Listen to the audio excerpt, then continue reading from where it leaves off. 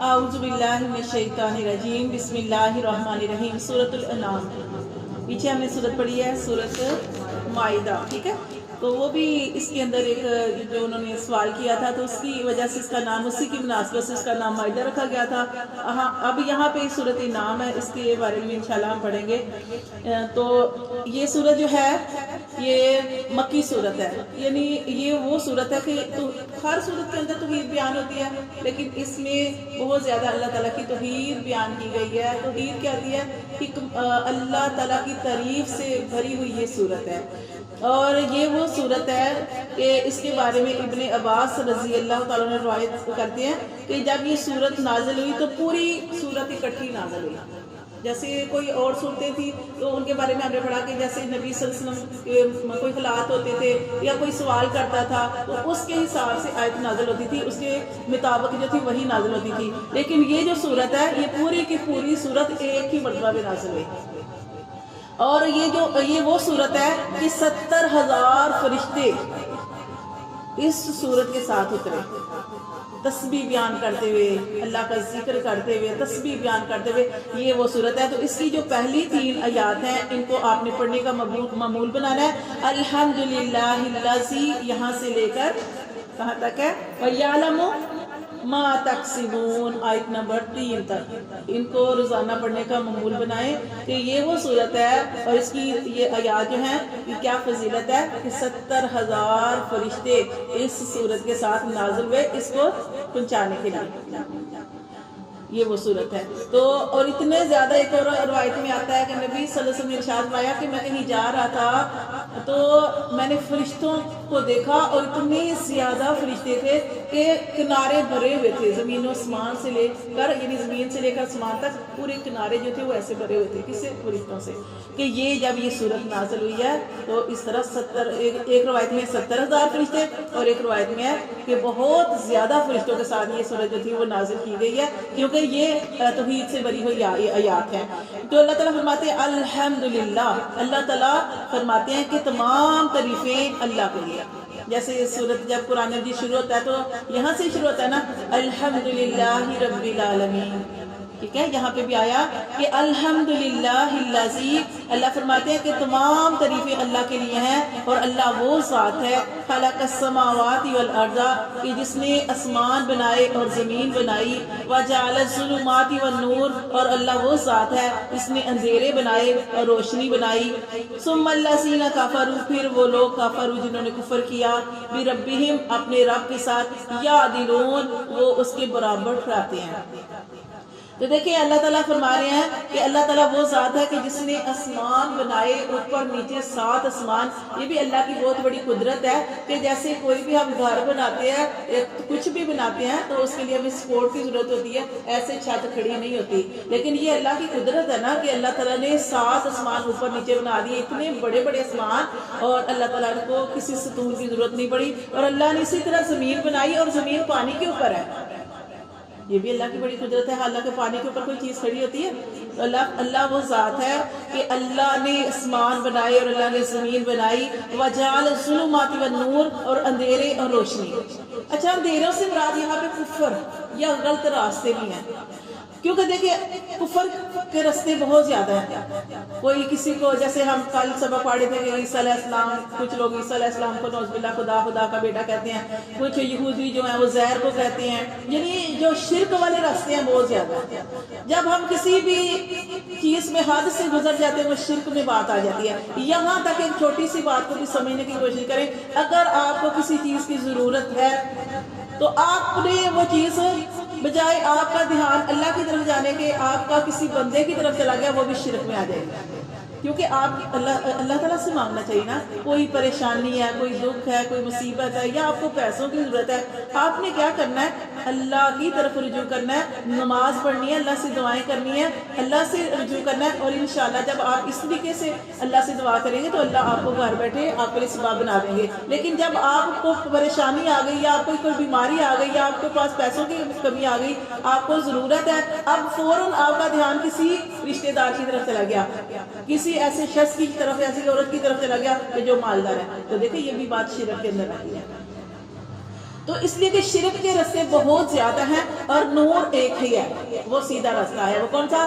صراط مستقیم، جس کی دعا ہمارے نبیوں نے بھی کی تھی، جیسے ہم سورۃ فاتحہ کے اندر پڑھتے ہیں اہدنا الصراط المستقیم، ہم نمازوں کے اندر پڑھتے ہیں اہدنا الصراط المستقیم، ہم تو یہ سیدھا راستہ ایک ہی راستہ ہے جس کے لیے اللہ تعالیٰ نے اتنے نبیوں کو بھیجا اور ہر نبی نے اس کام کو جو تھا خوب انجام دیا۔ تو اللہ فرماتے ہیں اللہ نے اب دیکھیں نا، اب اللہ نے بنائی کیا، مطلب دیکھیں اسی طرح اللہ تعالیٰ نے رکھی ہے نا، بیماری بھی ہے، صحت بھی ہے، اچھی چیزیں بھی پیدا کی، بری بھی پیدا کی۔ اب اللہ تعالیٰ نے انسان کو سمجھ کے ساتھ، شعور کے ساتھ پیدا کیا اور انسان کو اتنا بڑا خطاب دے دیا اشرف المخلوقات، کہ تمام جو چیزیں اللہ تعالیٰ نے پیدا کی ان میں سے سب سے بہترین مخلوق جو ہے وہ اللہ نے انسان کو بنایا۔ اب انسان کو اللہ نے شعور بھی دے دیا، شعور کا ضمیر ہمارا، اب کوئی بھی آپ غلط کام کرتے ہیں، یہاں تک ایک چھوٹا سا بچہ بھی کوئی غلط کام کرتا ہے نا تو وہ بھی تھوڑا سا اس کو بھی پتہ چل جاتا ہے کہ یہ کام جو ہے غلط ہے، اور وہ ادھر ادھر چھپتا پھرے گا یا غلط کام کرے گا تو اپنے والدین کی طرف بار بار دیکھے گا، چھوٹے سے بچے کی بات کرے گا۔ تو یہ اللہ نے جو انسان کے دل کے اندر چیز رکھی ہے وہ نفس، وہ ضمیر، اور دوسرا جو ساتھ لگا دیا وہ شیطان ہے۔ اب شیطان سے بچنے کا حکم دیا ہے، اور لیکن یہ ہے کہ کوئی انسان ایسا نہیں ہے کہ جس سے غلطی نہ ہو، ہم جاننے میں انجاننے میں جو ہے غلطی کر دیتے ہیں یا گناہ کے کام کر دیتے ہیں۔ اب ہم سب کو پتہ ہے کہ کسی کا دل نہیں دکھانا یا کسی کو تکلیف نہیں دینی ہے، کر دیتے ہیں، سارا کچھ ہو جاتا ہے، کبھی نہیں چاہتے ہوئے بھی ہو جاتا ہے، کیونکہ ہمارے ساتھ شیطان لگا ہے۔ کسی وقت ہم کسی کے ساتھ کچھ کرنا نہیں چاہتے، غلط بھی نہیں کرنا چاہتے، نہ ہماری نیت ہوتی ہے، یا کسی وقت ہم ارادہ بھی نہیں ہوتا تو اگلے کو کوئی بات بری لگ جاتی ہے، تو یہ ہوتا ہے کہ شیطان ہم سے کروا رہا ہوتا ہے، یہ شیطان سے بچنا ہے۔ اور ہاں، شیطان کا کام ہے کہ اس نے ہم سے یعنی یہ کام کروانے ہیں، اس نے قسمیں کھائی ہوئی ہیں، لیکن ہم نے جیسے ہی ہمیں پتہ چل جائے کہ ہم سے کوئی غلط کام ہو گیا فوراً اللہ کی طرف رجوع کرنا ہے۔ کوئی برائی ہو جائے تو فوراً کوئی نیکی کر لیں، کوئی برائی ہو گئی ہے آپ سے، کوئی برائی ہو گئی ہے، غلطی ہو گئی ہے، فوراً آپ کو احساس ہو گیا، آپ اللہ کی طرف رجوع کر لیں، اللہ کے دروازے کو کھٹکھٹا لیں، اللہ کی طرف معافی مانگ لیں، اور فوراً اس کے بعد کوئی نیکی کر دیں، ٹھیک ہے؟ اور اس نیکی کرنے سے کیا ہوتا ہے وہ برائی جو ہے وہ مٹ جاتی ہے۔ تو اللہ فرماتے ہیں کہ اللہ نے اندھیرے بھی بنائے ہیں اور روشنی بھی پیدا کی ہے، ثم الذین کافروا، لیکن وہ لوگ جو کافر ہیں، بربہم یعدلون، وہ اپنے رب کے لیے برابر ٹھہراتے ہیں، اللہ کے برابر، کہ جو کام اللہ کر سکتا ہے، دیکھیں جو کام اللہ کر سکتا ہے وہ کوئی اور نہیں کر سکتا۔ کوئی ڈاکٹر ہے، آپ دیکھیں ڈاکٹر مر جاتے ہیں، کیوں مر جاتے ہیں؟ وہ تو ڈاکٹر ہیں، وہ کیوں مر رہے ہیں؟ کیونکہ زندگی اور موت اللہ کے ہاتھ میں ہے۔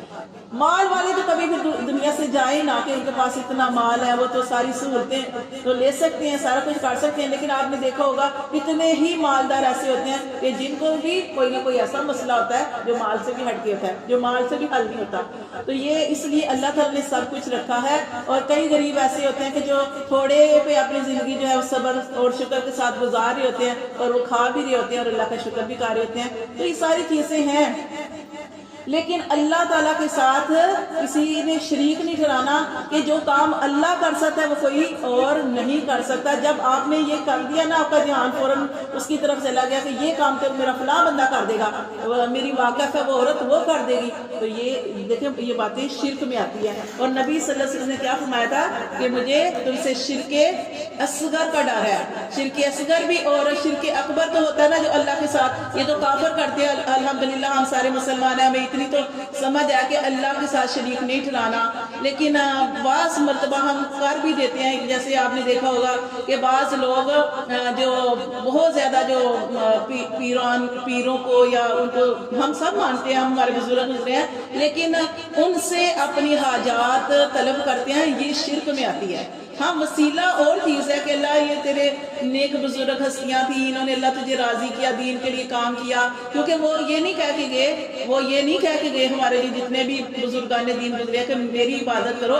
آپ دیکھیں پیچھے ہم واقعہ پڑھے تھے حضرت عیسیٰ علیہ السلام کے بارے میں، اللہ عیسیٰ علیہ السلام سے پوچھ رہے ہیں، عیسیٰ علیہ السلام تم نے کہا تھا کہ میری عبادت کرنا، مجھے خدا بنانا، وہ کیا کہیں گے؟ اللہ میں نے نہیں کہا۔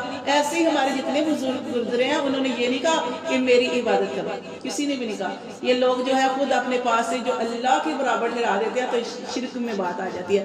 تو اللہ فرماتے ہیں وہ اللہ تو وہ ذات ہے، خلقکم، جس نے تمہیں پیدا کیا، من طین، مٹی سے، ثم قضا پھر پورا کرے گا اجلا وقت مقرر۔ اللہ نے ہر انسان کو پیدا کیا اور اس کی وقت مقرر بھی اللہ نے لکھ دی ہے۔ کل بھی میں آپ کو بتا رہی تھی کہ اللہ نے ہماری جو زندگی ہے اور ہماری موت، زندگی بھی اللہ نے لکھ دی کہ ہم اس دنیا میں آنا ہے، اور موت بھی لکھ دی، اور جو بچہ بھی قیامت تک آنے ہیں وہ بھی سارے لکھ دیے، اور ان کی موت بھی ہمارے پیدا ہونے سے 50,000 سال پہلے ہر بچے کی جو ہے قسمت لکھ دی گئی ہے۔ تو اللہ نے زندگی دی، لیکن اللہ تعالیٰ نے ثم قضا اجلا موت کا وقت بھی مقرر کر دیا ہے، وَأَجَلٌ مُّسَمًّى اور موت کا جو مقرر وقت ہے عندہ اس اللہ کے پاس ہے، ثم انتم تمترون پھر تم اس کے بارے میں شک کرتے ہو۔ وَهُوَ اللَّهُ اللہ وہ ہے، فِي السَّمَاوَاتِ اللہ ہے آسمانوں میں، والارض اور زمین میں، اور وہی اللہ ہے جو آسمانوں میں ہے اور زمین میں ہے۔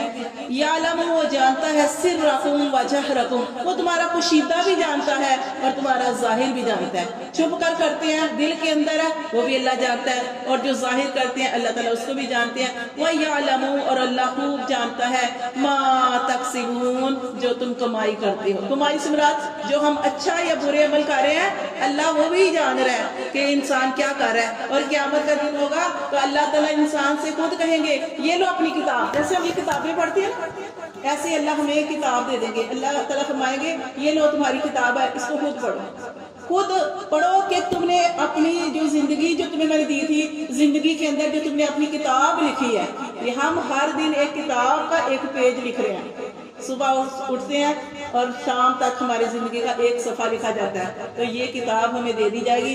ہاں وہ لوگ کامیاب ہیں کہ جن کو ان کی کتاب ان کے دائیں ہاتھ میں دے دی جائے گی، وہ کامیاب لوگ ہوں گے، اور جن کو بائیں ہاتھ میں ملے گی وہ ناکام لوگ ہوں گے۔ اللہ تعالیٰ ہماری حفاظت فرمائے، اللہ تعالیٰ رحم فرمائے، اور اللہ تعالیٰ ہمیں سمجھ عطا فرمائے اور سیدھے راستے پہ چلنے کی توفیق عطا فرمائے۔ تو یہ جو 3 آیات میں نے پڑھائی ہیں، 3 آیات جو ہے آپ نے اپنی زندگی کا حصہ بنا لینا اور اس کو پڑھنا ہے آپ نے۔